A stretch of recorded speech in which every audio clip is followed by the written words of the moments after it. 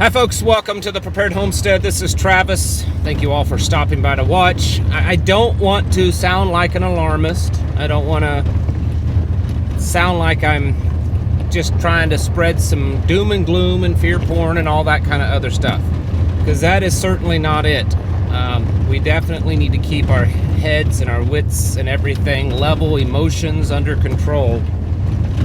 But I do believe that things are progressing badly in a fairly good pace. I'm going to show you a video clip here. This is from today in El Paso. Let me roll my window up. Maybe it'll be less road noise, because it's a bumpy gravel road. This is a video from today at El Paso, the border in El Paso, Texas. This video is a bunch of illegals that basically overrun the Texas National Guard. They broke through the first layer of fencing. There appears to be two. One is, chain link or razor wire type of fencing, and the other one is more of a wall. They broke through the first layer. The point that I really want to hone in on this video is that these are not peaceful people that are coming across the border. You can see clearly in this very short clip, the few seconds that there is, that they are fighting with the border guards. They're fighting with the National Guard, the Texas National Guard, in uniform. The things that has transpired in the last several days in the news, increase in violence in several different areas,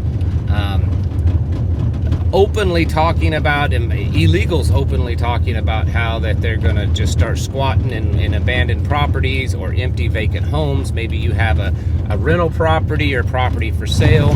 It's very possible that they will just make it their home. And depending on where you live, you may not have the local authorities to back you up. In fact, in one area, a lady was arrested because she was trying to get and kick out the illegals that were living there.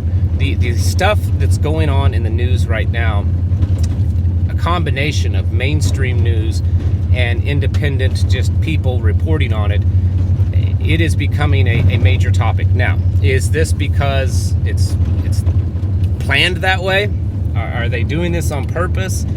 Is this part of a little psyop to get everyone, all hyped up and afraid? It's possible, but it also doesn't necessarily change the fact that it is happening.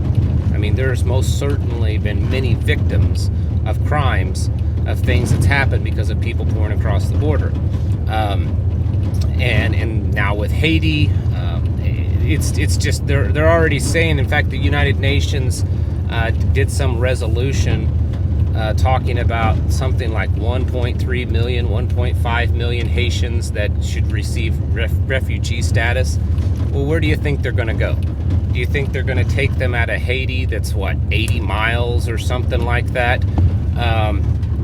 Or 800, not 80 miles, something like 800 miles from our nearest landmass, and ship them on the other side of the planet? Of course not. They're going to come here. There's already Haitian communities where they've done this in the past. The point that I'm trying to get to is that it's getting very serious. It's getting critical. And all the things that I've talked to you about for many years now, it's all starting to kind of come to a head. The preparedness, the food stockpile, you need to be able to produce your own. It could be the point that it's too dangerous to go out and get food. You may not be able to because you don't have the right paperwork. There may not be food available. The food may be so contaminated. There's federal warnings on the potential of a terrorist strike against water supply systems.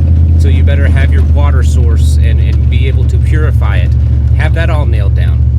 You need to be building community relationships with friends and family and people around you. That is so critical. You also need to be able to defend it all. I've told you so many times, we've talked about it, of how you need to be working with the close people around you. I don't really advocate for large regional defense type systems and that kind of stuff. No, I think it needs to be small little groups, because in the end, when it comes down to that kind of defense, they need to be able to respond very, very quickly. And if someone lives, more than about 15 minutes away, then they're just too far to respond. 15 minutes is a long time when you're defending your home from an invader.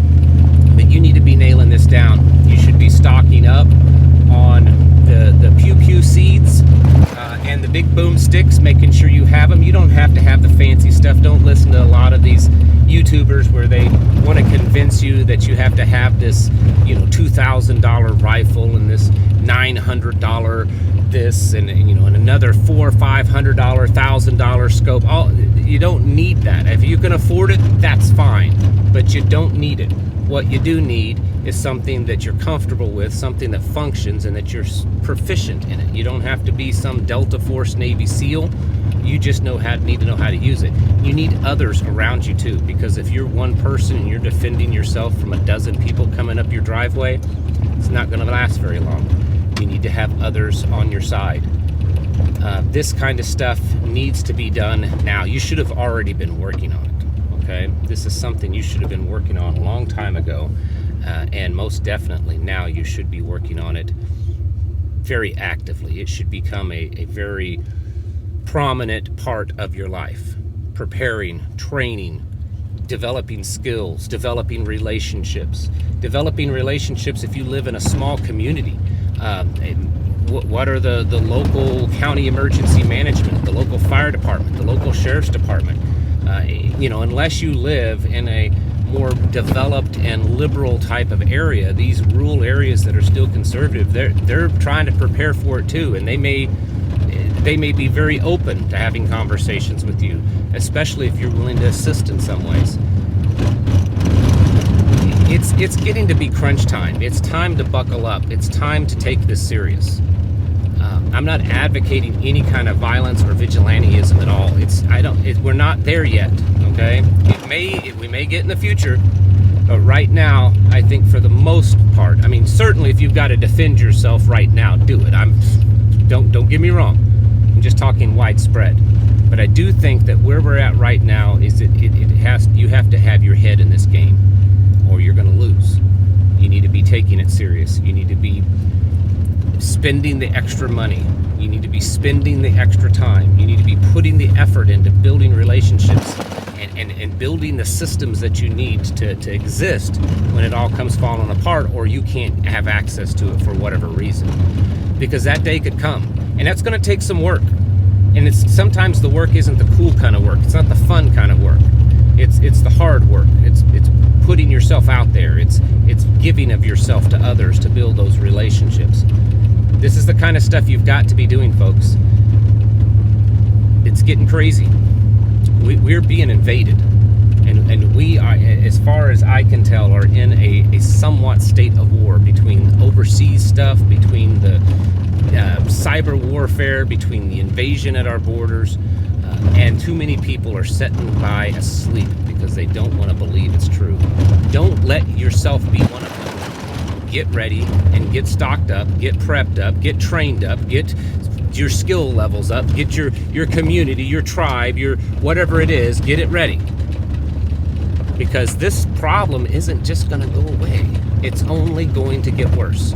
We have an administration and a global leadership that wants it to get worse. It's part of their plan. So you think it's just going to miraculously go away? It's not. It's a ticking time bomb. It's like a powder keg, and the fuse has been lit, and it's just a matter of time until that fuse reaches its target.